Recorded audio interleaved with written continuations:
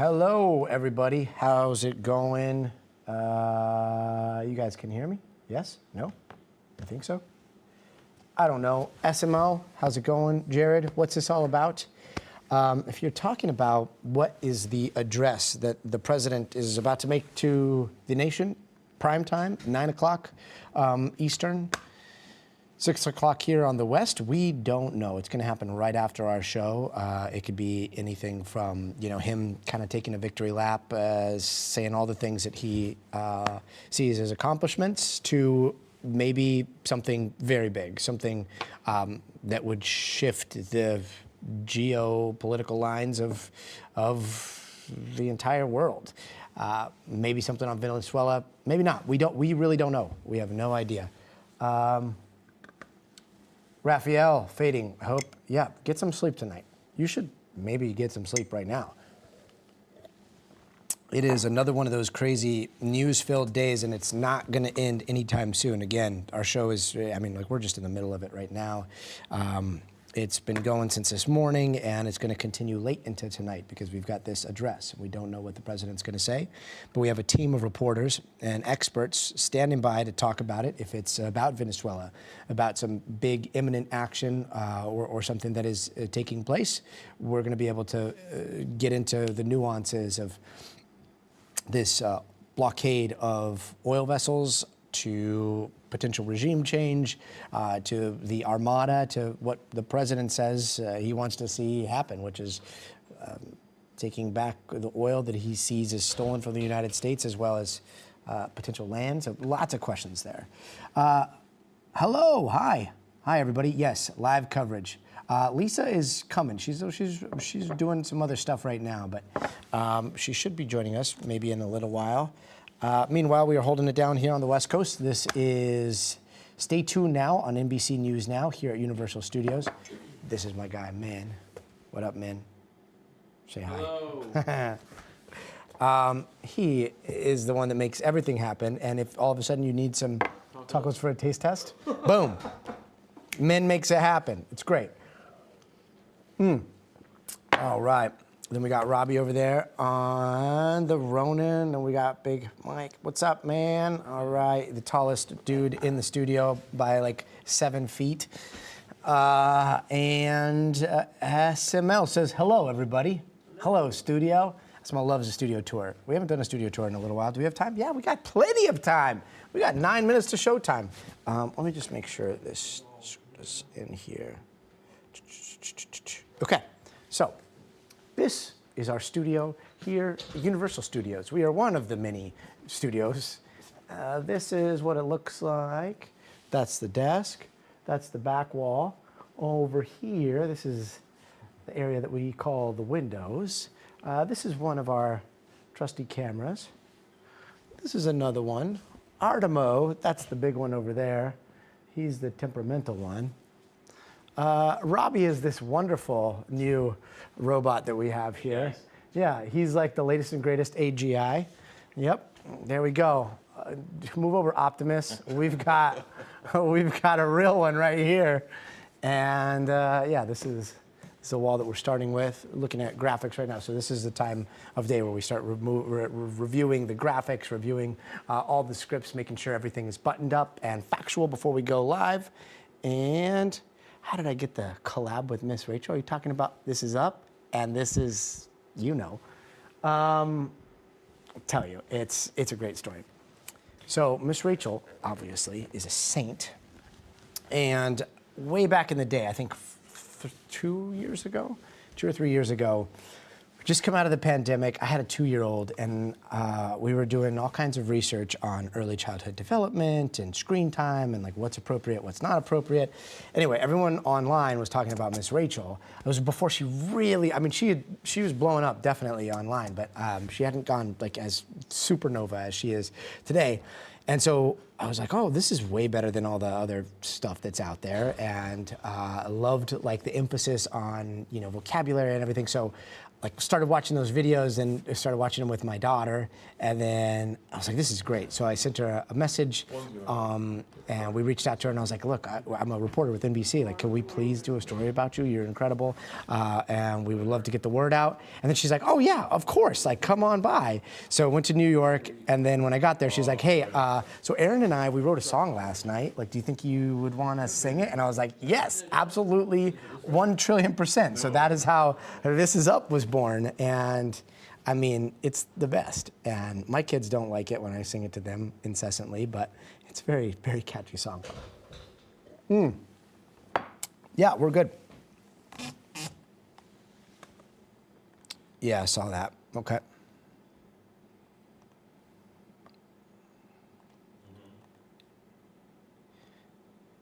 Got it. Okay.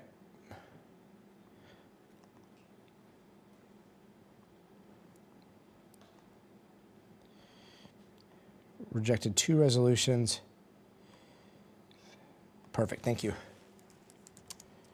And did that just happen? And just in the last few hours?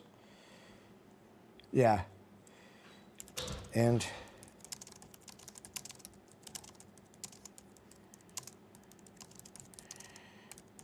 for this. Perfect.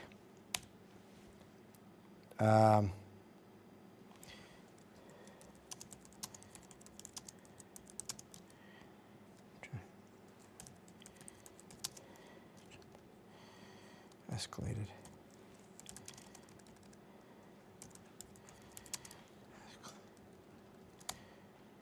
After Trump. Sorry, I ordered. Okay, perfect. All right, making last minute tweaks here. Oh man, yeah, my little son Rio, he is all about Grown Ups Come Back, Daniel Tiger. That's a classic. Okay, let me catch up with what you guys are saying here. Eric Lee, hello, how's it going, Eric? All right, DP Eric, I will try to remember that. Raphael, thank you so much. Yeah, we love our studio here. Let's see.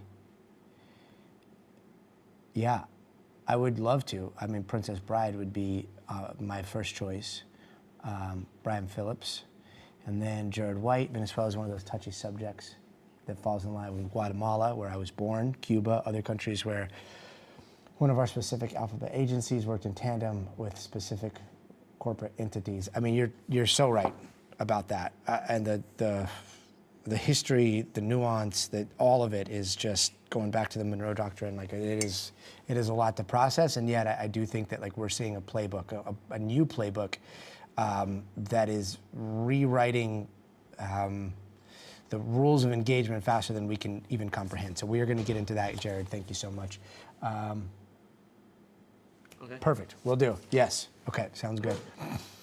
Let's see. Oh, wait a minute. SSJ? I think that might be one of the nicest things people have said in a long time. Thank you very much. And yes, I do cover space stuff. I love space stuff. And I love that people are starting to like fall in love with space as much as we do. It's the great unifier, you know, and I do think like my philosophy on everything, including space, particularly space, is maybe we don't know much about much. And maybe we pretend like we know a lot about things. But maybe we should be humble in our approach to discovery and to understanding other people's perspectives. So that's why you'll see on this show, we try to keep an open and a curious mind, and we try to be optimistic as often as we possibly can. So hard to do in the news, but something that I am steadfastly dedicated to. So that's what you'll see here. So what are we going to talk about today? Today, we are starting with whatever the president's talking about. The problem is we have no idea what that is. And it's 4:57. And we are 2 minutes away from showtime. So we're going to be leading the show with what he could potentially talk about. We're going to get into the possibility that it is the economy, that it is his, what he sees as his accomplishments. We'll be discussing Venezuela in depth. And then we're going to be discussing the latest in the Rob Reiner case. And Nick, he made his, the Rob Reiner and Michelle Reiner's son, made his first court appearance down in Los Angeles. We were there. He's basically continuing that arraignment to January, but there are some notable things that happened today. And then we're going to cover the rest of the news of the world. But I got to go because we're about to start. We got 90 seconds out. So here's what's going to happen. If you guys are watching here, I am going to big, beautiful distraction for Friday the 19th. Minute 15. All right. Is that Mancini? Yeah, that's Mancini in the control room. Cool. Okay. We are getting ready to start here. What you're going to see, I'm going to do this. Yep, I'm going to do this picture-in-picture here. We're checking our lights. Then you're going to see the show start. Then I can't talk to you guys for a little while because we got to do the stuff. But then during commercial break, we will come back and we'll chat about everything we just saw. It's going to be great. I love hanging out with you guys. This is the best. And I hope, Sparky, you're talking about 3i Atlas because that's going to be quite the day. We'll see. Do you see how tall Mike is? Get out of here, Mike.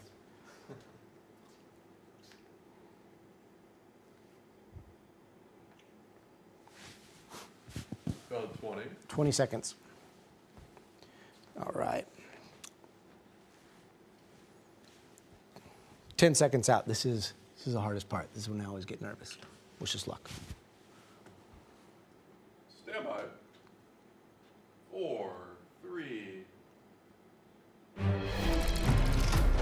Good evening. We are just 1 hour away from President Trump's primetime address to the nation. Details right now, they are still very, very slim. But a senior administration official tells NBC News that the speech is going to touch on the military actions in Venezuela. Something large scale, something limited, a recap of where things stand. Right now, we really don't know what he is going to say. But in recent months, Trump has been ramping up his pressure campaign against President Nicolas Maduro of Venezuela. Military strikes on dozens of alleged drug boats that we have seen throughout the months. Those have killed at least 95 people and counting. And as the lawmakers on both sides of the aisle, they have expressed concerns over whether these strikes are illegal. Today, the House rejected 2 resolutions that would have forced Trump to get approval from Congress before attacking Venezuela by land or by sea, and those resolutions failing just by the slightest of margins. Just yesterday, Trump escalated things even further, ordering that complete blockade of sanctioned oil tankers entering and leaving the South American country. Here's how he defended that move this afternoon. Just a blockade. Not going to let anybody going through that shouldn't be going through. You remember they took all of our energy rights. They took all of our oil, getting land, oil rights, whatever we had. We're going to get into the history of all that in just a bit. But today, the president of Venezuela, Nicolas Maduro, also striking a defiant tone. Take a listen. No blood for oil. No war for oil. All right, let's go to NBC News Chief White House correspondent Peter Alexander at the White House. Peter, good to see you. Trump has spoken to reporters today. I know he was asked about what this primetime address was going to be about. Like, what did he say? He didn't say much, Gotti, but he did frame it like this. He basically said, we inherited a mess and we are making things better. Specifically, the president was focusing on things like immigration, where there's now been a record drop in illegal border crossings, but also the question of cost of living, affordability. The president saying that inflation was as high as it was, of course, in the middle of Biden's term, but it's basically the same place it was when President Trump took office. And prices, while wages have ticked up, prices have also gone up as well. Beef up about 14-15%. The same is true about coffee. And in the case of coffee, a lot of that is impacted by the president's tariffs. So Republicans, Gotti, are really pushing for the president tonight to focus on those pocketbook issues, those issues of affordability, recognizing that this is a critical and unique opportunity for the president, really the last opportunity to speak to a national audience before the holidays, before the end of the year, and really before the beginning of the midterm election campaign season that starts in earnest in January of 2026. And it comes after Republicans have seen some of the headwinds they're going to be facing with losses in gubernatorial races in places like Virginia and New Jersey, among others. We are also hearing the likelihood that the president may make a bit of news in this speech. I'm told by a senior administration official that the president is considering announcing what he may refer to as a warrior dividend. In effect, a bonus, tax-free bonus check for all active duty service members in the country. Exactly how much money it will be remains unclear, and where that money would come from, but it does speak to the president's recognition that at the end of the day, for a lot of Americans, what they decide to do at the ballot box next fall is going to be a function of how they feel about the state of the economy. And notably, Gotti, as we've been reporting, 2 in 3 Americans from an NBC News poll recently said that they are not satisfied. They're dissatisfied. I think the president hasn't met their expectations in dealing with both inflation and the cost of living. And Peter, if this does turn out to be about Venezuela, Venezuela is home to like 17% of the world's known oil reserves. We heard him talking about, some of that oil is ours, and some of the land is ours too.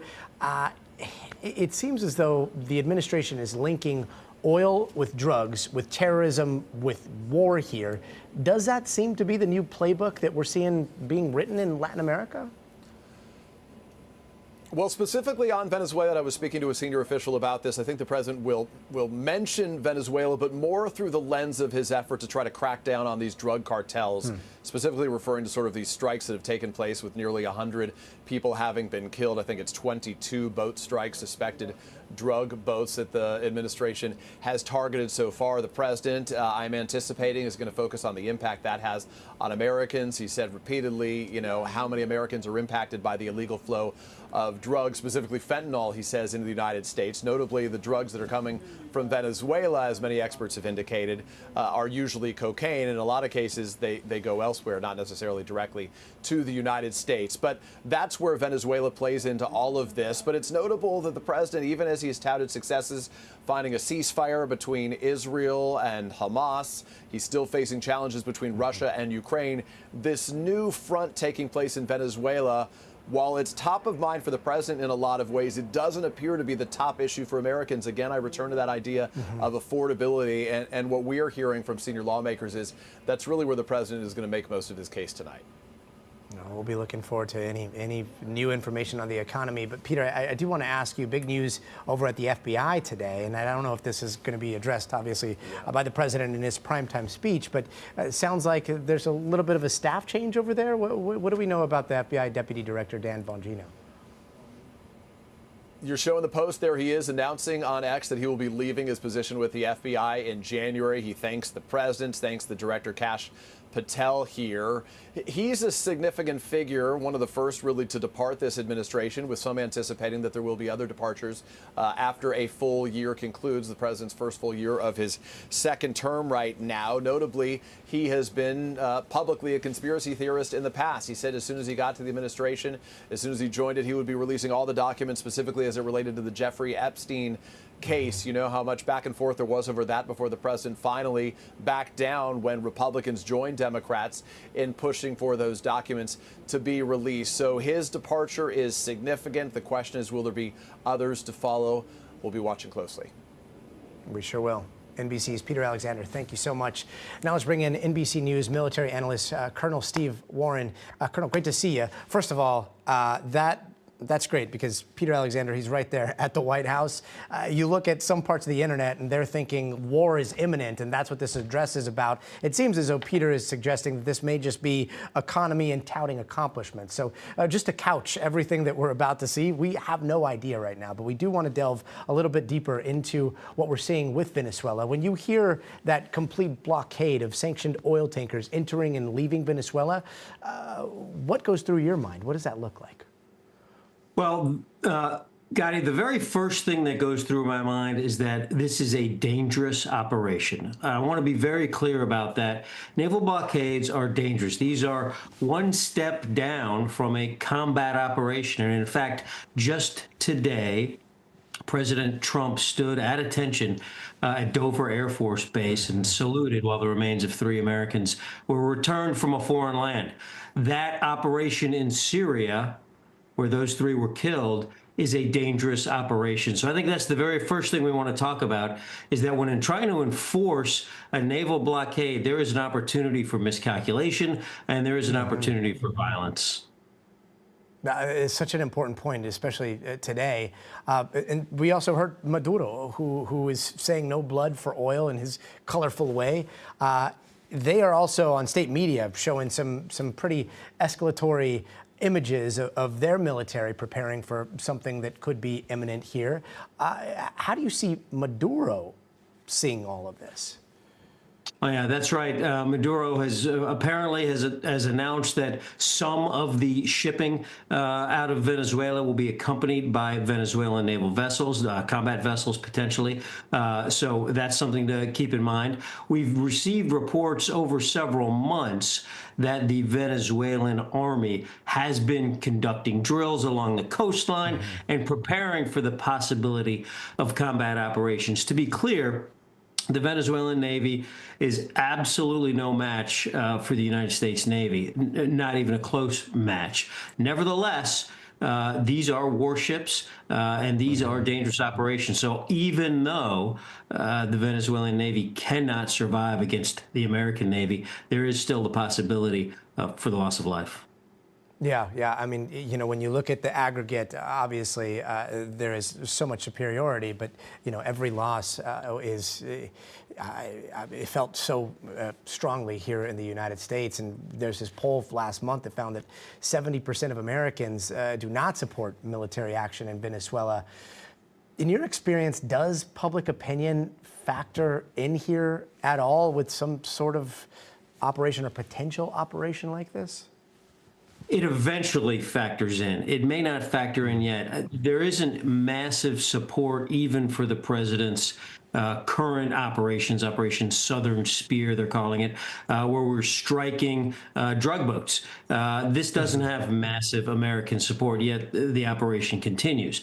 We don't know yet. We haven't seen polling on the type of support there is for this recently announced blockade. But to answer your question, Gotti, initially it may not. But eventually and over time, public support always matters. It matters everywhere. And it matters, we know, to this president. He wants to be a popular president. This president, you know, ran on the idea of ending wars, of disentangling from foreign entanglements. He's often expressed that, you know, he wants to be the president of peace. We know the Secretary of War, or the Secretary of Defense, Pete Hegseth, has talked often about no more forever wars. So those things combined with the general mood, I think, I'm not sure that the American public really is in the mood for a foreign entanglement. And some of the justification that he and the administration and the Secretary of Defense, the Secretary of War, whatever you want to call him, they've been making is this kind of like war on drugs, terrorist organizations, and linking the war on drugs and these terrorist organizations to cartels. And now we're seeing oil brought into that. And yet, when you start to look at, you know, some of where these shipments originate, like there does seem to be somewhat of a nexus there. A lot of people will just see this and say, look, this is just about oil. Other people will say, no, you know, like get rid of the drugs, and there should be a war on drugs. But is this pot of oil and cartels and you know, potential terrorists real, or is that something that is being used to justify military action? Well, it's part, right? And add to that pot Maduro himself, right? Which, you know, illegitimate president, not freely elected. Our president has said that Maduro must go many times. So add that spice into this mix of drugs and cartels and oil. So these are all the international affairs factors that are going into the discussions and the thinking about the U.S. approach to Venezuela. One thing we haven't heard a lot about is the diplomatic side, right? We've only been focusing on the military. So hopefully in the future, we'll begin to see some diplomacy. Yeah, we'll look forward to that. Colonel Steve Warren, always appreciate you. Thank you so very much. Meanwhile, here in Los Angeles, the son and accused killer of Hollywood legend Rob Reiner making his first court appearance today. Nick Reiner is facing first-degree murder charges for the killing of his parents, Rob and Michelle Reiner, in their home. Cameras were not allowed to take pictures of Reiner in court today, but these are the court sketches that show him in that blue protective vest. Usually that's something that's worn to prevent self-harm. We don't know why he was wearing that, but that usually they call it a suicide vest here. Nick has been open about his struggles and his addiction. Way back in 2018 on an episode of a podcast called Dopey, Nick opened up about once destroying his parents' guest house while high on uppers. Take a listen. That's it. What about when you wrecked the guest house on meth? You don't want to tell that story? Yeah, I went 10 rounds with my guest house. Story It's before you not go. much of a story. I got totally spun out on uppers. I think it was coke and something else, and I was up for days on end, and I started punching out different things in my guest house. Everything in the guest house got wrecked. Weren't your folks like, you got to go, and you were pissed that they were like, you got to go? Yep, they told me I had to go. We're going to talk to David Mannheim, the podcaster, right after this. But meanwhile, the LADA has filed charges with special circumstances, and that could make Reiner eligible for the death penalty. He is now set to face arraignment early next month. NBC's Morgan Chesky was in court today and has the latest for us. Tonight, new video capturing the moment Nick Reiner was taken into custody. The murder suspect seen raising his hands as LAPD moved in, cuffing him less than 6 hours after police discovered the bodies of his father Rob and mother Michelle. A medical examiner's report confirming tonight both died from multiple sharp force injuries. NBC News also obtaining this surveillance video showing Reiner enter a gas station just before his arrest. He buys a drink and walks away alone. The 32-year-old now charged with 2 counts of first-degree murder. At the courthouse this morning, anticipation ahead of Reiner's first court appearance. Has he passed the medical clearance today? We expect him to be here today, yeah. The judge ruling Reiner could not be shown on camera, so he sat in a corner, shackled and wearing a protective smock, only uttering 3 words in response to the judge. Do you waive your right to a speedy arraignment? During the brief hearing, the judge granting Reiner's request to push his arraignment to next month. His lawyer later sharing this message to the family. Our hearts go out to the entire Reiner family. And cautioning against a rush to judgment. There are very, very complex and serious issues that are associated with this case. Meanwhile, tonight, 2 of the Reiner's adult children are breaking their silence. Jake and Romy Reiner writing in a statement, "Words cannot even begin to describe the unimaginable pain we are experiencing every moment of the day." Adding, "They weren't just our parents, they were our best friends." And Reiner's next court appearance is set for January 7th of next year. In the meantime, more tributes are pouring in for Rob Reiner and his wife, Michelle. Meg Ryan, star of Reiner's hit film When Harry Met Sally, posting this tribute earlier today, showing the 2 of them dancing. It reads in part, "Thank you, Rob and Michelle, for the way you believe in true love, in fairy tales, and in laughter." Gotti. And in so much of this, there has been rampant speculation about Nick's mental state from people that did not know Nick. But joining us tonight is someone who did, David Mannheim, host of the addiction and recovery podcast, Dopey. David, thank you so very much for being here. You knew Nick Reiner. One of your chats with him years ago, it is now resurfacing in a very big way because of the things that you talked about. But before we get to that, I got to ask, does this sound like the Nick that you knew, what we're seeing here in the headlines? No, it doesn't. But I knew Nick briefly 7 and 8 years ago. I knew him when he was in recovery, and I didn't know him to be violent, and I didn't know him to do anything completely unpredictable or, off the charts, we'll say. He was measured and he was bright. In that 2018 episode that everyone is talking about, Nick opens up about once destroying his parents' guest home while high on uppers. And yet, you know, that comes at the end of your conversation. I think that the beginning of the conversation opens up with both of you guys talking about your friend Chris, who had just passed away.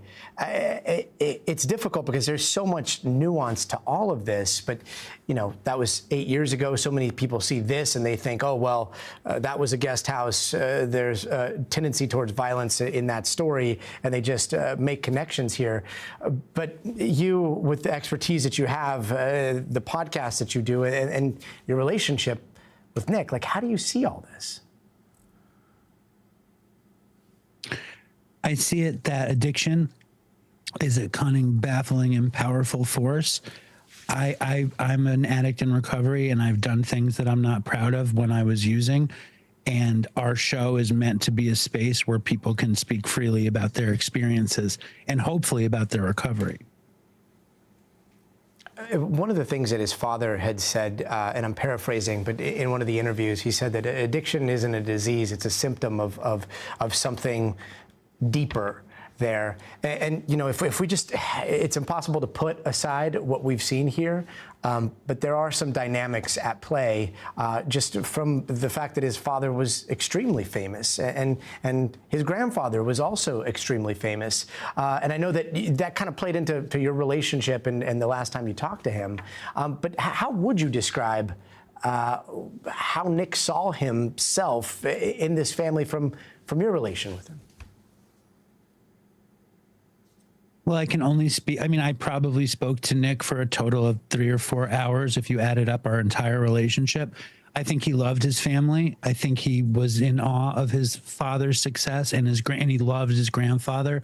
And I think he was excited to pursue a career being creative and being in the movie industry and the writing industry and the comedy industry. I think he felt a lot of pressure. It's such a high bar that was set, and I think that's difficult.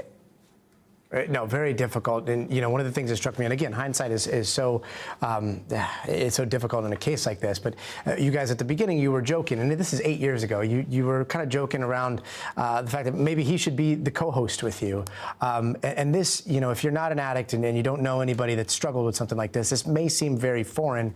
And yet, the way you two were talking about your experiences, I know it is extremely cathartic for people that are going through this, but I do want to ask you, you're somebody that shares their experience with the world, right? And Nick also was somebody that stepped forward and shared his experience with the world through working with his father. And I do want to ask, like, that is not something that's easy to do. There is good, and then there is some darkness that comes with that type of exposure. How do you see that? Well, when we started making the show, it didn't seem like anybody would ever listen to it, even when Nick was on.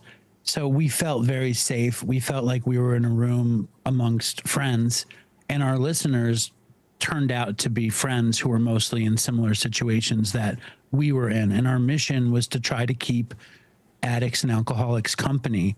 And we did it by being honest and together. And Nick really loved that.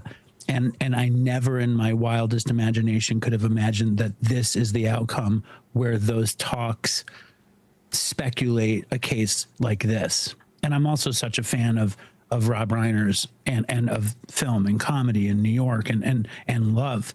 And for this to happen, it's incredibly tragic and terrifying. Yeah, unbelievably tragic. What is your message to Nick today?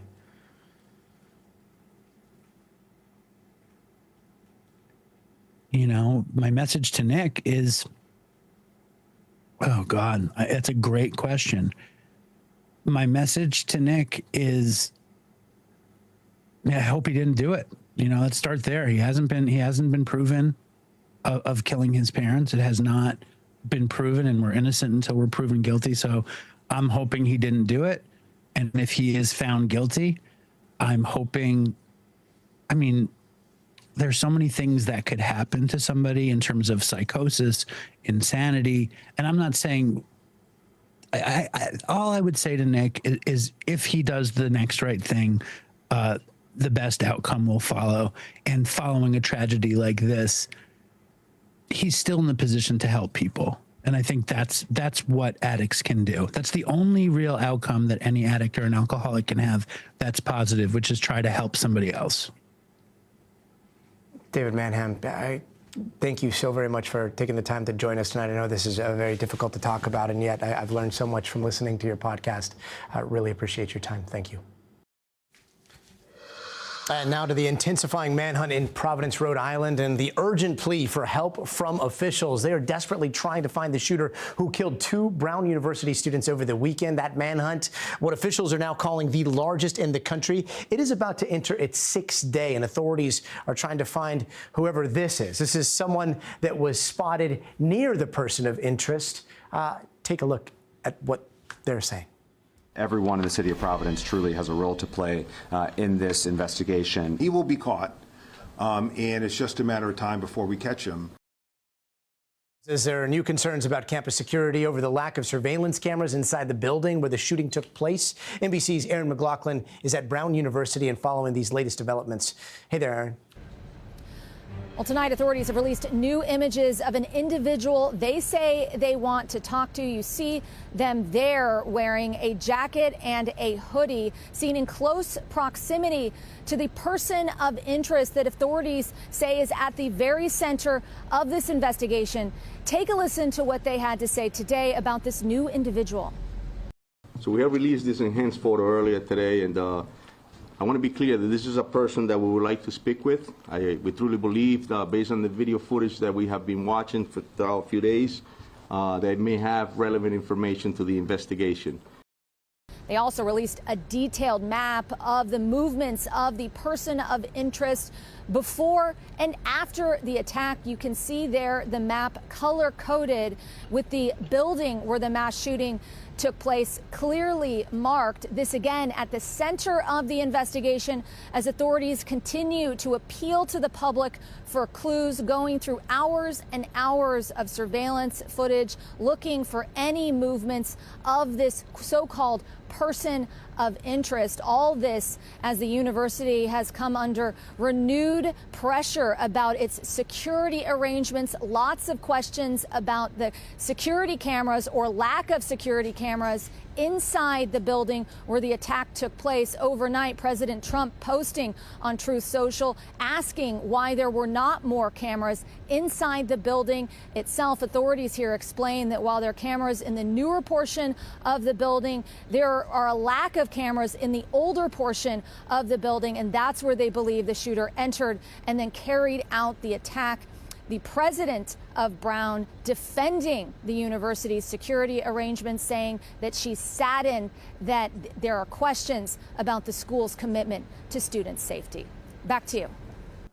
Hopefully he's found soon. Aaron McLaughlin, thank you. And don't go anywhere. Up next, the U.S. government admitting fault in the deadly plane crash in D.C. early this year between a Black Hawk helicopter and that American airline jet. The details ahead. Plus, Trump might reclassify marijuana soon, easing restrictions on the drug. A look at what would change with something like that. That's coming up next, so stay tuned.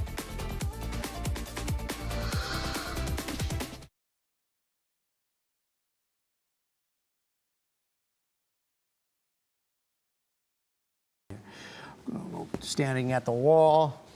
Got it. All right, here we go. Here we go. All right, so we're going to talk about this possible reclassification of marijuana coming up next. And then we're going to be getting into the Pacific Northwest. I thought somebody up here was like, hey, what's the latest over in Washington? So we have some of that, some of the levees there, the evacuations, the houses that are now underwater. Steve Patterson is out there, so he's going to be reporting on that. All right, this is our first graphic. Okay. 45. Okay. Heroin, okay. Got it. Okay, perfect. Good to know. Do I just kind of stay in position G? Yeah. Okay. And then you'll walk back. And then I'll walk back. There's no SOT, right? We just come straight in? Yep.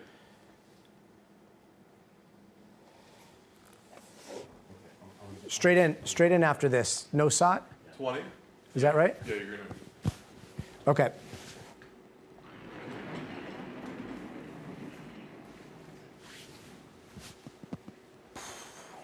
Stand by. 5, 4.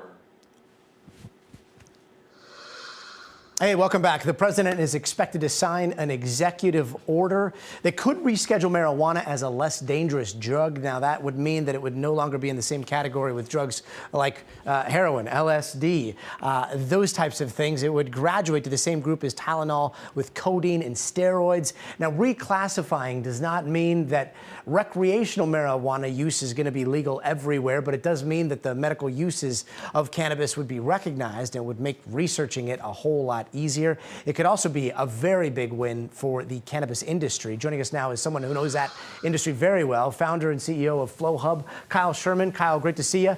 So walk us through what reclassifying marijuana like this could actually mean for the cannabis industry. Yeah, this is a really big deal, Gotti. You know, we've been waiting for 55 years, to see some federal movement on cannabis. It's pretty crazy. It's happening here, potentially here in 2025. And really what this means for cannabis businesses, retailers, growers, manufacturers of infused products, edibles, this means they're not going to have to pay a tax called 280E.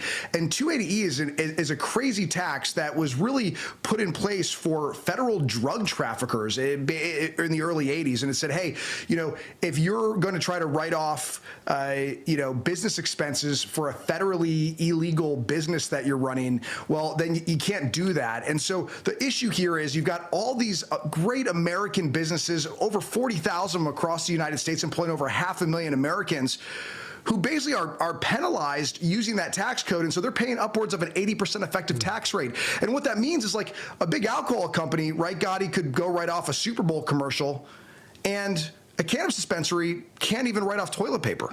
It's kind of crazy.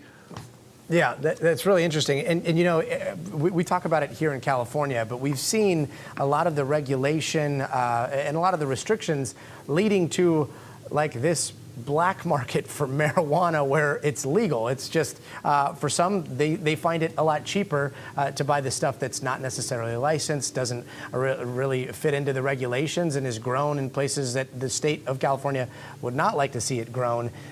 Do you see any of what could happen with this reclassification changing that at all? Yeah, well, look, I think this is the first step in a long time, like I mentioned, that we're going to see some changes federally and some recognition that this is a real medicinal product. State law is separate from federal law, right? These are truly laboratories of democracy in every single state. Every state's actually uniquely different in how they regulate cannabis. This is a very highly regulated product. In some cases, I think probably over-regulated. I mean, I often say we actually regulate cannabis, I think, better than we regulate uranium in the United States. Every plant is tagged, in the grow. Essentially, as it moves through the supply chain, you get these batch tags. When leaves fall off the plant in a grow, they're literally sent into the state, the weight of those leaves, all the way through the point of sale when it's sold into retail. So this is an incredibly transparent industry today. And look, at the end of the day, regulated dispensaries check IDs, and we know the illicit market does not. The more that the federal government recognizes how big this industry is, this regulated industry is across all of these U.S. states, look, the better off we are at shutting down the black market. That illicit market exists because there's demand for the product, so we shouldn't overtax it. I'm so glad you brought up the IDs and the black market not checking IDs. I mean, critics of reclassifying marijuana, like they will always say, like, this downplays health risks. It leads to increased use, and then the youth are going to smoke more marijuana. How do you respond to that? I think you got to look back to alcohol prohibition, right? If we're trying to prohibit cannabis in the United States, I mean, there's huge demand for it. I think Al Capone would be all about prohibition, right? I mean, this creates a criminal market. And by regulating the industry, this brings it into a much safer position for Americans, right? We don't want kids shopping for cannabis in the streets, at all. Like, that's crazy. Drug dealers don't check IDs. And so I always tell critics, look, the regulated market's really important for the future of America. There's demand for this product. during the height of the war on drugs, it did not stop people from consuming. Let's make sure we keep it away from kids and we keep it available for adults. You know, look, Schedule 3, lastly here, Gotti, Schedule 3 doesn't mean a zillion dispensaries are going to open up overnight at all. In fact, it doesn't really do a whole lot other than say, hey, look, we're going to end this punitive tax code, and hey, we're going to open up research. And that's also really great for Americans. You know, really, this is not a pro-cannabis thing. This is not an anti-cannabis thing. This is a pro-reality thing here with Schedule 3. Founder of Flow Hub, Kyle Sherman, really appreciate your insight. Thank you. And as more people prepare for the holiday travel, there's this powerful storm sweeping across the country. It is bringing dangerous winds, floods, snow to the northwest and central U.S. There are right now over 500,000 people without power across Washington, Oregon, Idaho, Montana, Colorado, as officials are warning about trees coming down power lines. And this was a scene a little bit earlier in Tacoma, Washington. There was this huge cedar that fell. It crushed a home overnight. Thankfully, the people living there are doing okay. Meanwhile, 2 people have now died from the devastating flooding that started last week in the state of Washington, and over 1,200 rescues have happened. Scenes like this.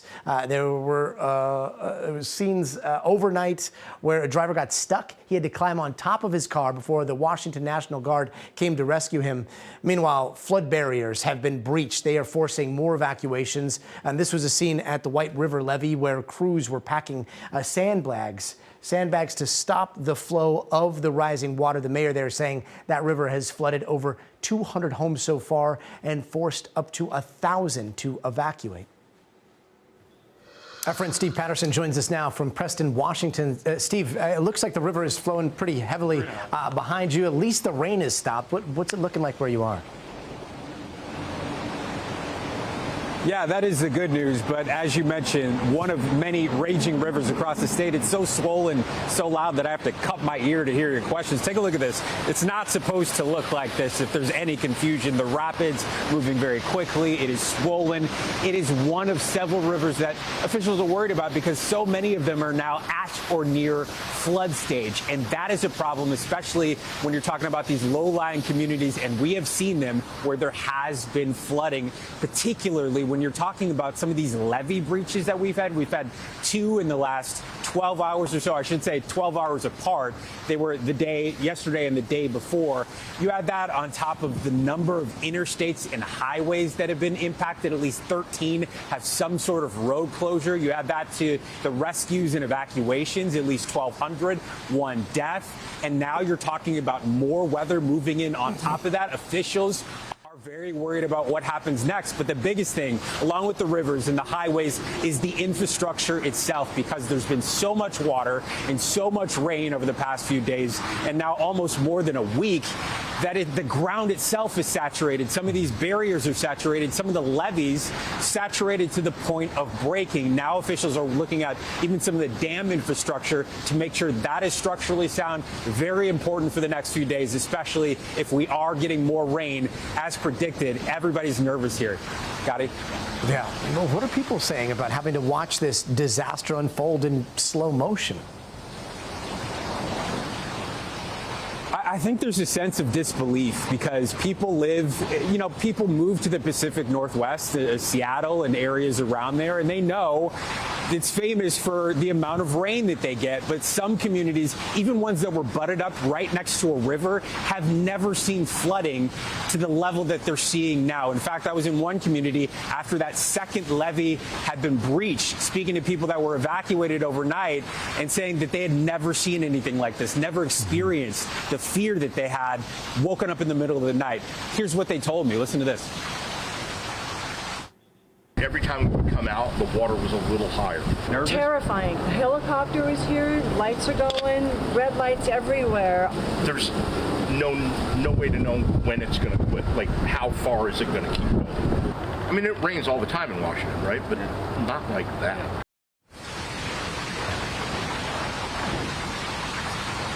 We know the governor has an emergency declaration. He's extended that now to 14 counties across the state of Washington.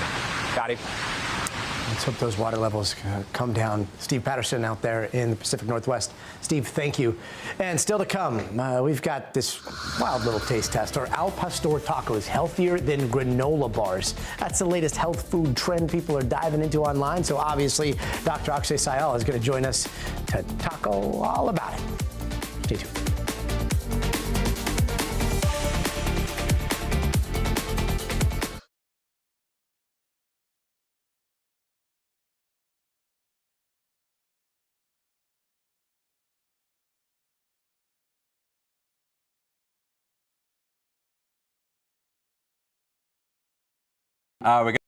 Should we open it? Should we show them? Yeah, let's do it. Or should we wait? Yeah, let's show them. Hey, where are these from? Yeah, where are they from? Rigo's Tacos. Okay. Rigo's Look at that. Tacos, all right. Only one? I know, and hey, where are our granola bars? I've totally. Do we have forgot. those I think too? we forgot about granola bars. Do we have granola bars? I might eat I wish I had one in the office. I could just. radish, you know? We should have gotten some. Oh, Yeah. well, we totally forgot the granola bars. So are you- Best are you- al pastor tacos. Yeah, look. Wow. Say That's hi, so read the cool, chat, wow. tell them what's up. 45. This is amazing. Can you see it? Yeah. Tina's asking, where are the best al pastor tacos in LA? Tina, you'll have to watch the show to find out. No. Want me to move this? Yeah. Guisados for sure. All right, we're just doing 2 questions here. Okay. Tacos al pastor. Only one. I know. Well, actually, there's 2. Actually has one. I've got one. What's our time back? You got 20 back? 20 back. Okay. And we've got some sound from TikTok, right? All right. 10. Stuff in our face. What could go wrong? Stand by. 3.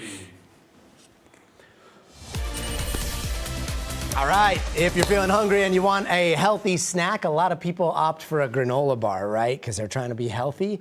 But TikTok is now raising the question, what about a taco? When compared to most granola bars, al pastor tacos, apparently they might be the healthier choice between the two. So, of course, we had to put this theory to the test with NBC News medical contributor Dr. Akshay Syal. Okay, Dr. Syal.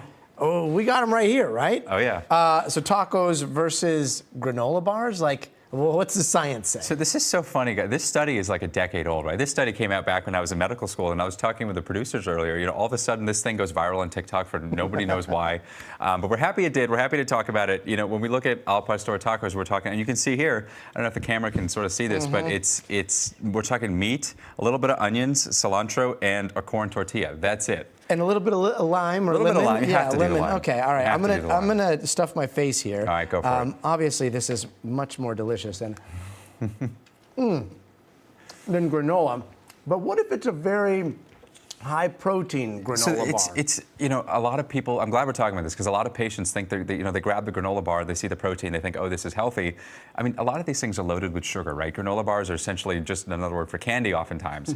So we talk about the sugar, we talk about the emulsifiers, the preservatives. I think the best thing you can do, Gotti, is stay on the outside ends of the grocery store. It's the easiest, most simple piece of advice. That's where you find these, not the granola bars. Outside ends of the grocery store, and isn't like your favorite taco on the outside of a grocery store? Literally, the Whole Foods in Venice, California has a taco stand that they serve amazing tacos. Check it out. I don't know the name. I don't have any affiliation with them, but they are fantastic. Okay, yeah. Not sponsored content, but guisados. If you're here in LA, you know what I'm talking about. That is my favorite. Al pastor, whatever taco you get there is amazing.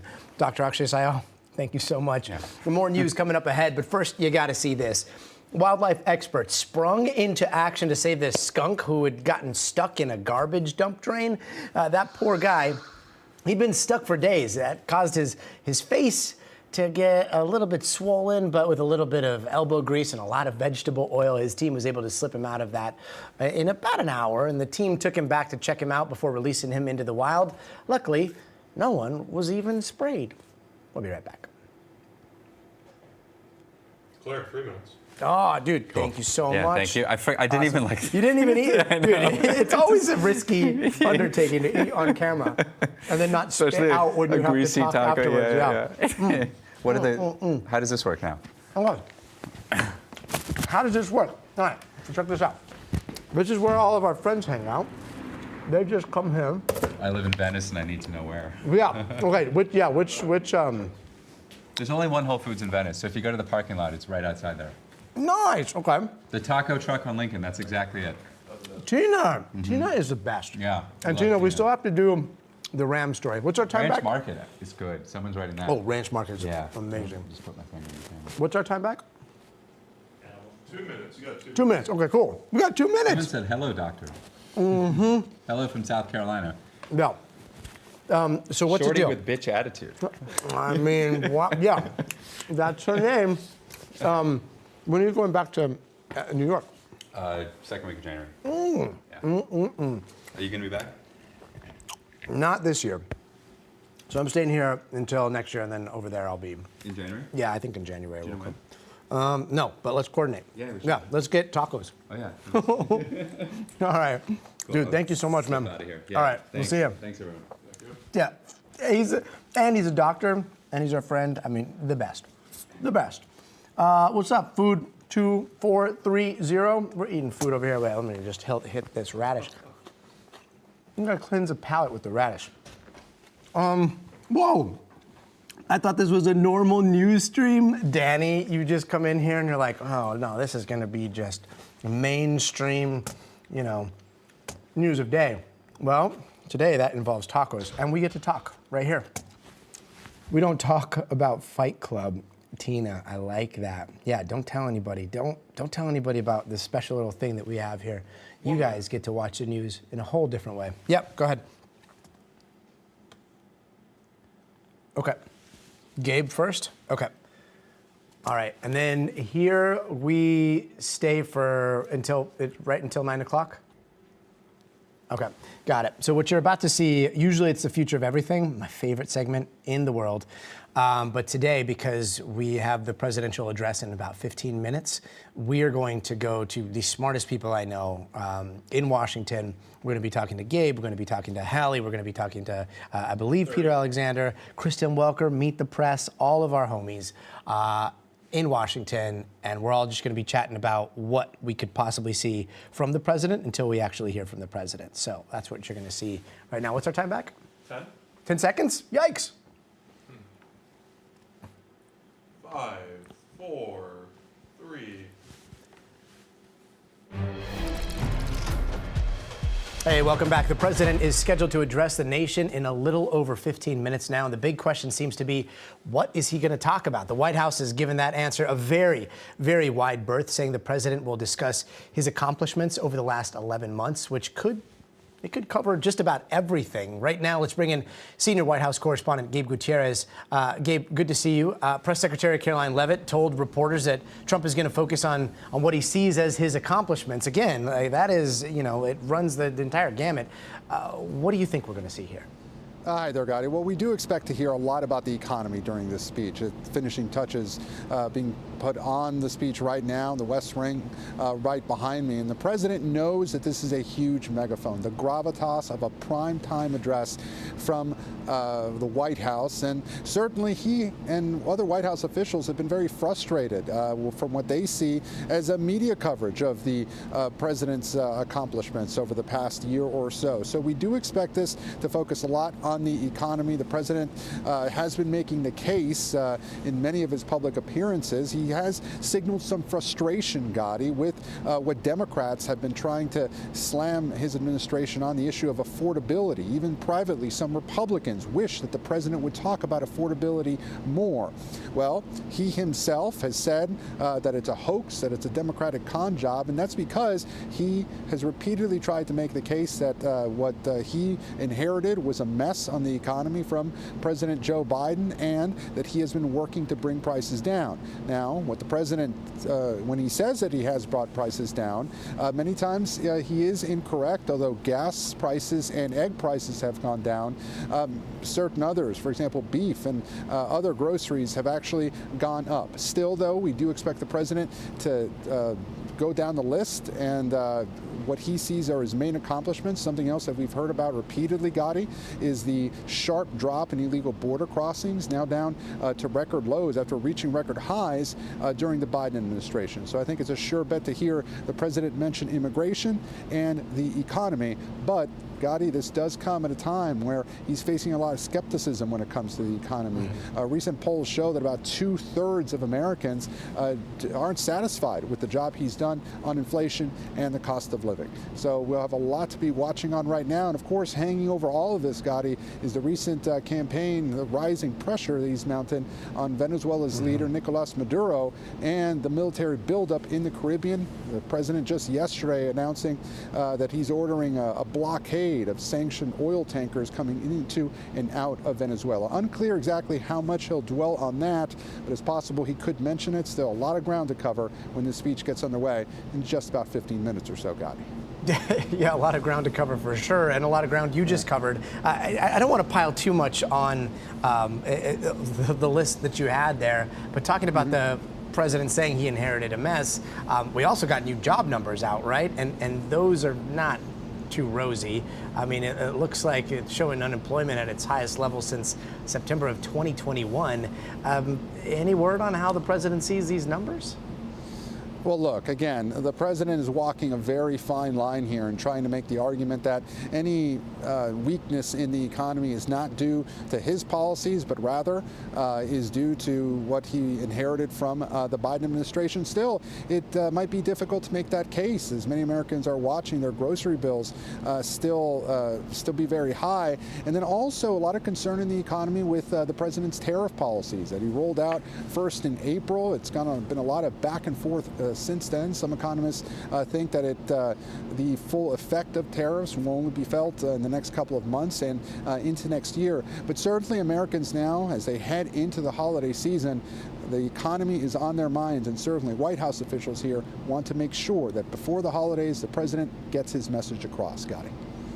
Gabe Gutierrez at the White House. Gabe, thank you so much. And NBC News senior White House correspondent and News Now anchor Hallie Jackson joins us also for a preview. Hallie, I love this because this is literally what we actually do in the newsroom. We've got Gabe saying this is probably definitely going to be, What do you think this is going to be about? Gabe's like, it's the economy. You know me. I'm always like, wait, but what if it's that really outlandish thing? You think it's economy too? Well, listen, if you look at the numbers, Gotti, right? If you look at what the president's biggest liability is at this point now in the first year of his second term, it is, and to hear some of your and Gabe's conversation here, it is certainly this issue of affordability and the economy. We saw that reflected in exit polls just last month in that off-year election. In some of those states, now again, nobody's over-extrapolating. We're not over-extrapolating and saying, oh, that's how the whole country's going to go. But if you look at this, you can see his disapproval rating is about 57%. Poll after poll, including in the last couple of weeks, has shown that maybe 2/3 roughly of Americans, based on some of these numbers, certainly a majority of Americans, don't like how the president's handling the economy. And I will tell you this, Gotti, I've spent the last couple of hours tonight on the phone with Trump voters coast to coast, just calling people, talking to them, asking them, what do they want to hear from the president tonight, right? What's going on in their lives? What do they think? And you know what came up again and again was this issue of affordability and the economy. You know, I had one person say to me, one man, Trump voter, said, listen, I don't blame the president for the prices being high. I blame the president for the prices staying high. I heard this frustration from a woman who said to me, listen, has the president ever grocery shopped before? She felt like she wasn't sure that he could connect with her financial struggles when she goes to the grocery store, for example, when she goes to fill up her gas tank. Now, listen, I had people say gas prices are coming down. I had plenty of Trump voters say to me tonight, we'll give the president some time. It's only been a year. He can only do so much. I'm paraphrasing, but that was a lot of the attitude that I heard, too, from people who back President Trump. But with that comes, I do think, a degree of frustration, Gotti. And so I think that's part of what you may hear from the president tonight, is this idea, him trying to sell what he sees as some successes. He only recently described the economy as A++++++. And when I put that to some of these voters, they said, I don't necessarily feel that. Now, others said, I talked to one woman who said, yeah, I agree. Economy's doing great, right? She says, this is my president. I think he's doing the right thing. I think he's for the people. And so he certainly, has support from those in his MAGA base. But even if you look at Republicans, for example, I was struck by our NBC News polling that showed even among Republicans, the president has lost some support, single digits, but some support when it comes to his handling of the economy. So, yes, I think that's a thing. You and Gabe talked about Venezuela. To your thing, to your random, what's the random thing he's going to bring up and talk about? You know, we'll see. It may be, he may stick to the script. It may be sort of closely aligned with this. It is a big address. I mean, I've covered these before. You've covered these before. A primetime speech to the nation is no joke, right? I mean, that's millions of eyeballs. We don't see, you know, these are really big live moments, and they're potentially high impact moments for any president. It's not a State of the Union, right? It's not an inauguration speech. We don't have to overstate it. But, you know, listen, it's still a pre-holiday week time to get in there, get into Americans' living rooms and make your pitch. If you're the president, that's what you're trying to do. Hallie Jackson, thank you, and we're going to look forward to your coverage of this in just a little bit. I do want to bring in NBC News senior national security correspondent Courtney Kube, because I do think that we've got some breaking news on the Department of Defense, Department of War front. Let's talk Venezuela here. We just got word that there has been yet another boat strike. What can you tell us about what's developing right now? Yeah, Gotti, this time in the Eastern Pacific, and according to a post on social media from U.S. Southern Command, of course, that's the area where these strikes are occurring. It's the regional command down towards South America and Central America. This one killing 4 individuals. So we're now talking about 24 strikes that have been taken since this all began on September 2nd. Of course, we've heard a lot about that first strike on September 2nd. That is the one that has become so controversial, with questions about whether not just the first strike itself was legal, but then the decision to carry out a second, a third, and even a 4th strike after it became clear that there were 2 survivors who were in the water. Admiral Bradley, who's the head of U.S. Special Operations Command, he was the head of Joint Special Operations Command at the time. He has been on the Hill, including this week, talking to members of Congress and senators, justifying that decision, as have Secretary of Defense Pete Hegseth. Marco Rubio has also been on the Hill talking about this, and a slew of other officials. But there are still questions that remain, including from both sides of the aisle, Gotti. Now, the majority of the outcry has been from Democrats, but we have heard from Republicans who have expressed real concerns about what is being known as a double tap. That is, this decision to carry out a strike on the boat on September 2nd, even after it was clear that there were 2 survivors. So again, today, another strike on one of these alleged drug boats, this one in the Eastern Pacific. That makes about half and half with the ones that have been in the Eastern Pacific versus the Caribbean.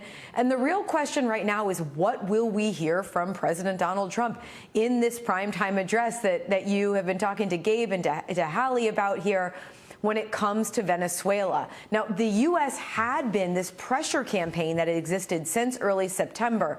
That had been largely military-based and going after these alleged drug boats. But this shifted recently, and there's now an economic pressure as well, Gotti, and that is the U.S. seizing this oil tanker last week, taking it back to the United States. The president now last night on social media saying that he's going to enact a full and complete stop of all of these kinds of boats, the ones that are under sanction, these large tankers under sanction. What's really clear here is this is shifting into the economic pressure campaign that the Trump administration wants to carry out against Nicolas Maduro, the head of the president of Venezuela.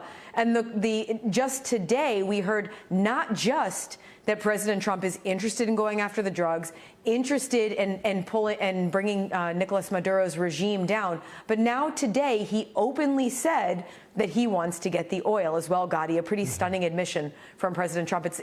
We're waiting to see what more he says about that here tonight. Yeah, I mean, if this is about the economy, if tonight's address is about the economy, as you just brought up, I mean, this pressure campaign on Maduro's economy is happening at the same time as people at home here in the United States are feeling a whole different type of pressure. So it will be interesting to see if he does address Venezuela while also talking about the economy. Courtney Kube, really appreciate your insight into all of this. Thank you so much. Let's bring in, meet the press moderator, Kristen Welker, the one and the only. Kristen, great to see you. If this speech turns out to be a list of all the things he sees as accomplishments here, like, is this a primetime message for MAGA? Is it a primetime message to, like, shore up his base, or a primetime message for those that are kind of on the fence and have been souring on the way that he's handling the economy, or is this like a victory lap for his enemies, or potentially all of the above? Well, it's a great question, Gotti. I think it could be a little bit of both. Remember, there have been some cracks in his MAGA base. Those who feel like he has been too focused on issues like Venezuela, what you were just discussing with Courtney. But it is certainly also an attempt to reach that broader audience. I was talking to Republican lawmakers who say they want this speech to be squarely focused on the economy. They want him to acknowledge the pain that so many Americans are feeling. You heard Hallie talk about her conversations with Trump supporters. Lawmakers say they want him to acknowledge that and then also talk about the path forward, the fact that some of the indicators seem to be improving for the economy. They would argue they also want him to talk about something, Gotti, that we have spent a lot of time focused on here in Washington, health care. There's a big battle over extending those Obamacare subsidies. It looks like they are poised to expire at the end of the year. That's going to increase subsidies on some 22 million Americans. And remember, this is why Democrats shut down the government. They argued they were fighting for an extension of those Obamacare subsidies. So who will get more blame if, in fact, that happens? According to our latest NBC News Decision Desk poll, Democrats have a 14-point advantage when it comes to who voters trust with handling health care. So this is all coming against the backdrop of the midterms. Republicans fighting to hold on to the House and the Senate. Democrats trying to win both chambers back. And that is why this message, Gotti, to the very point you're making, yes, it is aimed at energizing the MAGA base, but it is also almost certainly aimed at reaching that broader audience, independents, moderates, who are going to be so critical if Republicans can, in fact, hold on to Congress, Gotti. Yeah, in that vein, I mean, a week ago, we saw Trump giving his America is Back speech in the all-important Pennsylvania. Tonight, he is addressing the nation in this primetime speech. And then tomorrow, he's going to be giving a speech in North Carolina. You say the midterms do still, for me at least, seem like very, very far away. But are we seeing a new kind of campaign season here? Oh, Gotti, the midterms have begun. If you are fighting to hold on to your seat, trying to win a seat, and from the perspective of President Trump, again, he has been focused on a number of international conflicts and issues. And so his advisors, his allies are saying now is time to be focused on this fight for Congress. And so his White House chief of staff saying he's going to be campaigning like it's 2024. As you point out, he is set to head out on the trail this week. Again, after that stop in Pennsylvania, Vice President J.D. Vance was in Pennsylvania talking about the economy. From their perspective, the midterms have begun. And of course, there's a big battle over redistricting. And that right now is sort of a draw with both parties, Gotti. It's really fascinating. So from the perspective of the president, he's going to get out and sell his message. And tonight is a very big part of that, Gotti. Yeah, we'll see if this is a kickoff to campaign season now in full swing. Kristen Welker, really appreciate your coverage, and we look forward to more coverage in just a few minutes. That's going to do it for us tonight. Special coverage of the president's address continues right now.